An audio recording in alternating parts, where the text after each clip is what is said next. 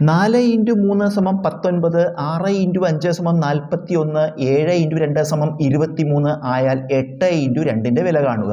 4 × 3 = 19. 4 × 3 ഗുണിച്ചു കഴിഞ്ഞാൽ 12 കിട്ടുക, 19 കിട്ടില്ല. അപ്പോൾ ഈ 4ഉം 3ഉം തമ്മിൽ വേറെ എന്തോ ഒരു ക്രിയ ചെയ്താൽ 19 കിട്ടും. ആ ബന്ധമാണ് നമ്മൾ കണ്ടുപിടിക്കേണ്ടത്. അപ്പോൾ 4 × 3 4 × 3 ഇത് ഗുണിച്ചിട്ട് അതിൻ്റെ കൂടെ 4ഉം 3ഉം കൂട്ടി നോക്കുക. 4 × 3 12, 4ഉം 16, 3ഉം 19 ഇത് കിട്ടുന്നുണ്ട്. അതുപോലെ 6 × 5 എന്താണ് ചെയ്യേണ്ടത്?